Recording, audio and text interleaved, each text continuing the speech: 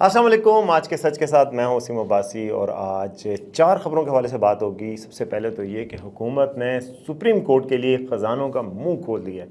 आप हैरान रह जाएंगे कि सुप्रीम कोर्ट ने जजेस की मराहत में कितना इजाफ़ा किया है। इतना इजाफ़ा किया है कि जितना 10 बंदों की तनख्वाह भी नहीं होती, इतना इजाफ़ा किया जो आम तौर पे। तो ये आपको मैं बताऊंगा कि कितना इजाफ़ा किया गया और क्यों किया जा रहा है, इस हवाले से बात होगी। दूसरा, सुप्रीम कोर्ट के चीफ जस्टिस बहुत एक्टिव हो गए हैं और जस्टिस यहिया आफरीदी ने ना सिर्फ इंसदाद दहशतगर्दी के जजों से मुलाकात की बल्कि कल जुडिशल कमीशन का इजलास भी बुला लिया। सिंध हाई कोर्ट में आईनी बेंच बनाने के हवाले से है। उसके अलावा भी काफ़ी एक्टिव नज़र आ रहे हैं मुख्तलिफ महाज़ों पर, और एक उन्होंने ख़ास कमेटी बनाई है आवाम को इंसाफ फराहम करने के लिए, जो कि सबसे ज़रूरी काम था। उस हवाले से भी बात करेंगे। और उसके अलावा इस साल हज करने वालों के लिए खुशखबरी है। हुकूमत ने कितनी हज की फ़ीस रखी है और हज के लिए क्या क्या सहूलियात दी गई हैं, इस हवाले से आपको बताऊंगा। और पेशावर में एक हैरत अंगेज़ वाक़या हुआ है कि एक लड़की ने ख्वाजा सरा से शादी कर ली है, भाग के शादी की है, और वो भी ख्वाजा सरा से की है। क्यों की है, इस हवाले से भी बात होगी। सबसे पहले इस चैनल को लाइक करें, इस वीडियो को लाइक करें, चैनल को सब्सक्राइब करें और आगे बढ़ते हैं फौरी तौर पर। और सबसे पहले आपको ये बताएं कि जी हुकूमत ने ख़जाने का मुंह खोल दिया है। और ख़जाने का मुंह कैसे खोला है कि जी जो कायम मकाम सदर हैं उन्होंने नोटिफिकेशन जारी किया है, और ज़ाहिर है पैसे तो हुकूमत वफाकी हुकूमत ही देती है।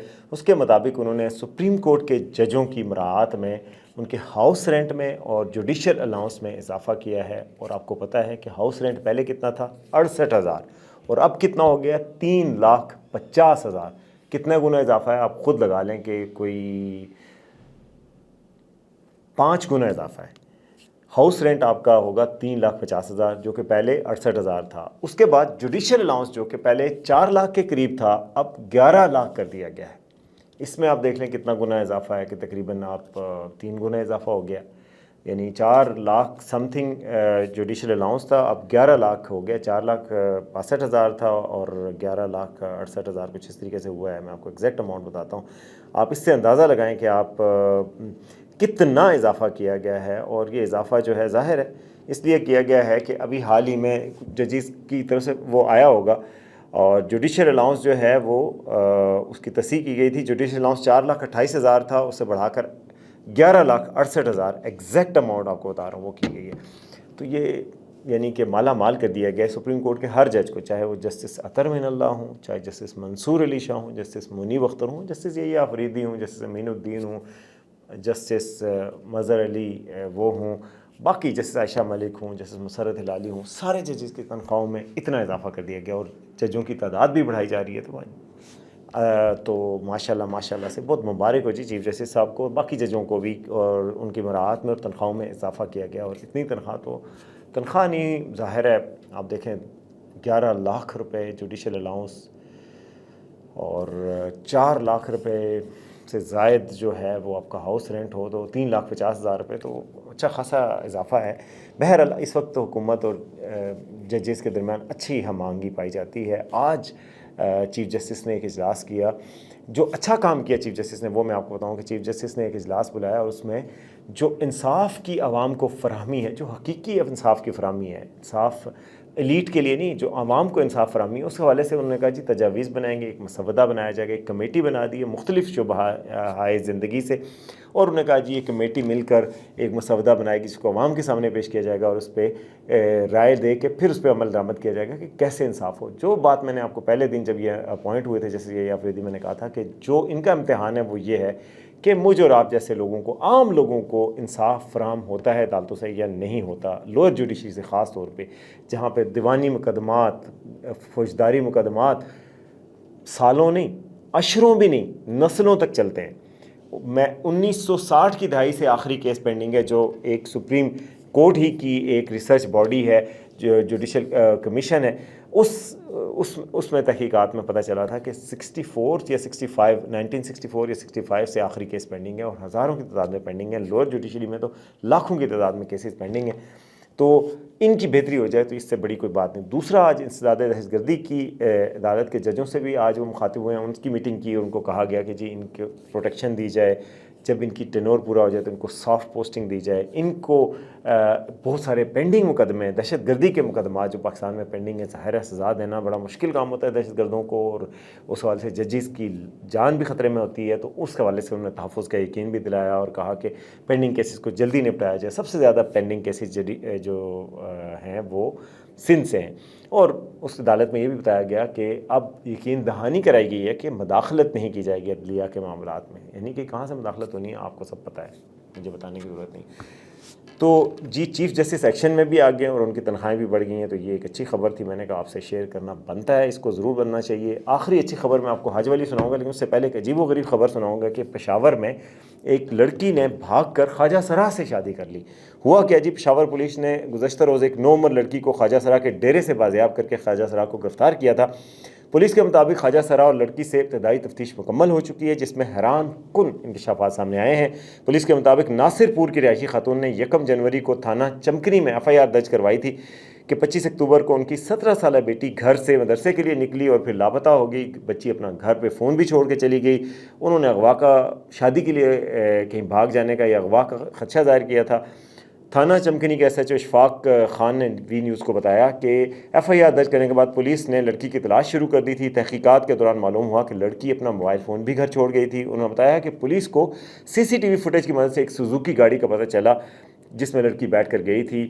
اس گاڑی کے ڈرائیور سے جب تفتیش ہوئی تو وہ اس خواجہ سرا کے ڈیرے پہ لے گیا. خواجہ سرا کے ڈیرے سے پتہ چلا کہ وہ لڑکی وہاں موجود تھی. پولیس کی ٹیم نے چھاپا مارا تو لڑکی موجود تھی. پولیس نے بازیاب کر کے خواجہ سرا کو گرفتار کر لیا. اشفاق خان نے بتایا کہ اپنے ابتدائی بیان میں, یعنی SHO نے بتایا کہ ابتدائی بیان میں لڑکی اور خواجہ سرا دونوں نے اعتراف کیا کہ وہ شادی کرنا چاہتے ہیں. لڑکی نے پولیس کو بتایا کہ اس کا خواجہ سرا کے ساتھ موبائل فون کے ذریعے رابطہ تھا اور وہ اپنی مرضی سے خواجہ سرا کے ساتھ شادی کرنے کے لیے گئی تھی. SHO اشفاق نے بتایا کہ مرد خواجہ سرا کا تعلق سوابی سے ہے, وہ پیشے کے لحاظ سے ایک نرس ہے. دوران تفتیش خواجہ سرا نے پولیس کو بتایا کہ وہ شوقیہ خواجہ سرا ہے اور اپنے ڈیرے میں خواتین کے لباس میں ملبوس رہتا ہے. SHO کے مطابق خواجہ سرا کے ڈیرے سے خواتین کا میک اپ اور دیگر سامان بھی برآمد ہوا. اشفاق خان نے بتایا کہ لڑکی کے بیان کے مطابق اسے مرد خواجہ سرا کے بارے میں تمام باتوں کا پہلے سے علم تھا. خواجہ سرا کا مزاج خواتین جیسا تھا, اس لیے وہ اس سے شادی کرنا چاہتی تھی. لڑکی نے دوران تفسیر مزید بتایا کہ وہ محفوظ زندگی کے لیے خواجہ سرا کے ساتھ شادی کی خواہشمند تھی. بھائی اس کا مطلب ہے کہ وہ کسی عام مردوں کے ساتھ محفوظ نہیں سمجھتی تھی, تو اس کا مطلب ڈومیسٹک وائلنس بھی ہے اور باقی چیزیں بھی ہیں. تو یہ بھی ایک لمحہ فکریہ ہے کہ کیوں آخر ایک مردوں کی سوسائٹی میں خواتین خود کو محفوظ نہیں محسوس کرتی. یہ بھی ایک لمحہ فکریہ ہے کہ ہمیں اپنے رویوں میں بھی تبدیلی لانے کی ضرورت ہے. دوسری طرف بھی ایک بہت معاشرے میں اخلاقی انحطاط ہو رہا ہے, کچھ ہو رہا ہے, کچھ پتہ نہیں چل رہا کون سے انگریزی کے الفاظ پہ مشتمل ٹرینڈز چل رہے ہیں. تو اب ان پہ بندہ کیا کرے, ابھی بہت زیادہ آگاہی کی ضرورت ہے. اور وہ 13 دن تک وہ لڑکی جو خواجہ سرا کے ڈیرے میں اس کے ساتھ رہ رہی تھی. اشفاق خان نے بتایا کہ پولیس نے خواجہ سرا اور لڑکی کا طبی معائنہ کروا لیا ہے, اس کی رپورٹ باقی ہے. یہ سارا ہے. تو بہرحال ایک حیرت انگیز قسم کی اور عجیب و غریب قسم کی خبر تھی, میں نے کہا آپ کو اس کے بارے میں بتاؤں. اب آتے ہیں آج کی آخری خبر کے بارے میں, اور آخری خبر جو ہے وہ خوش خبری ہے حج کے صارفین کے حوالے سے. اگر آپ اس سال حج کرنا چاہتے ہیں, اور میں بھی کرنا چاہتا ہوں, تو اللہ تعالیٰ آپ کی اس ارادے کو قبول کرے اور حج پر آپ کو لے کر جائے. حج کے دوران کیا اس سال حج کی پالیسی حکومت نے بنا لی ہے, اور وہ حج کی پالیسی کیا بنی ہے یہ میں آپ کو بتانا چاہ رہا ہوں. اور حج میں خوشخبری ہے. خوشخبری کیا ہے کہ جو حج پالیسی 2025 ہے اس میں حج کا کرایہ اتنا ہی رکھا گیا جو پچھلے سال حج کا کرایہ تھا. یعنی حج کا کرایہ یا حج کے اخراجات جو ٹوٹل حکومت دیتی ہے نا, آپ نے اگر سرکاری سطح پہ حج کرنا ہے حکومت کے ساتھ, تو اس کے جو ریٹ مقرر کیے گئے پچھلے سال جو رکھے تھے وہی ریٹ رکھے گئے ہیں. آپ ظاہر ہے درخواست جمع کرائیں گے, اور درخواست بھی آپ قسطوں میں جمع کروا سکتے ہیں. آپ پیسے دیں گے, پہلی دفعہ صرف 2 لاکھ روپے اور درخواست جمع کرا دیں گے, بعد میں اگلی قسط بعد میں جمع کرائیں گے جب آپ کی درخواست منظور ہو جائے گی, اور آخری قسط حج کے لیے روانگی سے صرف چند ہفتے پہلے آپ کو جمع کروانی پڑے گی. نئی حج پالیسی کے تحت سرکاری کوٹے پر حج کرنے والے شہریوں کے لیے حج پیکج کی اقساط میں ادائیگی کا طریقہ لگایا گیا. حج اپلیکیشن میں جدت لائی گئی ہے. سہولیات کے لیے ناظم کی تقرری کی گئی. ہر 100 بندوں پر ایک ناظم ہوگا جو خادم کی طرح کام کرے گا, جیسے خدام حجاج ہوتے ہیں اسی میں وہ ہوگا, اور وہ آپ کو گائیڈ کرتا رہے گا, کوئی گم نہ ہو, سہولت کا کوئی مسئلہ نہ ہو, ان کے ساتھ اور سعودی حکومت اور حکام کے ساتھ رابطہ ہو, اس چیز کے لیے رکھا گیا ہے. اور انتقال کرنے والوں کے لیے حکومت نے انشورنس کے تحت رقم کا بھی رکھا گیا کہ اتنی رقم ان کو دی جائے گی. میں آگے بتاتا ہوں کتنی رقم دی جائے گی. اور سمندر پار پاکستانی جو ہے ڈالر دے کر بھی حج کی ادائیگی کر کے حج کی سہولت حاصل کر سکتے ہیں. تو وزارت مذہبی امور کے ترجمان کے مطابق جو ہے آئندہ سال حکومت پاکستان اور نجی شعبے میں 50% کے تناسب سے 1,79,210 عازمین یعنی 1,80,000 کے قریب جو ٹوٹل پاکستان کا کوٹا ہے جو پاکستانی حاجی جائیں گے 1,80,000 تو اس میں سے 90,000 دونوں کو ملیں گے کہ 90,000 سرکاری کوٹے پہ جائیں گے, 90,000 آپ پرائیویٹ حج آپریٹر کے ساتھ جا سکتے ہیں. اس کا ریٹ زیادہ ہوتا ہے, سرکاری میں کم ریٹ ہوتا ہے. سرکاری کا ریٹ پچھلے سال کے ریٹ کی طرح رکھا گیا. پچھلے سال ریٹ تھا جی حج پیکج کی قیمت جو تھی 10,65,000 وہ تھی جنوبی خطے کے لیے یعنی جہاں پہ اسلام آباد پشاور وغیرہ کے لیے, اور جو شمالی خطہ ہے کراچی سے خاص طور پہ ان کے لیے 10,000 اور کم کر دی گئی ہے. وہ 10,75,000 شمالی خطہ مطلب پشاور اسلام آباد یعنی کہ اس کے لیے 10,75,000 ان کو 10,000 روپے مہنگا پڑے گا. کراچی والوں کو 10,000 سستا پڑے گا. بیسیکلی مقدی گل یہ آپ 10,75,000 بس ریڈی رکھیں, انشاءاللہ حج ہو جائے گا. حج اور عمرہ آپریٹر آئندہ برس کی حج پالیسی کو عوام دوست قرار دے رہے ہیں. بالکل عوام دوست قرار دے رہے ہیں. ان کے خیال میں حکومت نے حج پیکج کے اخراجات میں اضافہ نہ کر کے احسن اقدام کیا ہے. تاہم اس مرتبہ بھی عازمین حج کو سہولتیں فراہم کرنا حکومت کے لیے بڑا چیلنج رہے گا. پچھلے سال حج ایک چیلنجنگ حج تھا جس میں کچھ ہلاکتیں بھی ہوئی تھیں, گرمی بھی بہت تھی. اس سال یہ ایک چیلنج ہوگا کہ حکومت کیا کرتی ہے. تو 2025 کی پالیسی کے تحت عازمین حج کو بہتر سہولیات کی فراہمی کے حوالے سے اس مرتبہ ناظم کا عہدہ رکھا گیا ہے. وہ 100 لوگوں کے اوپر.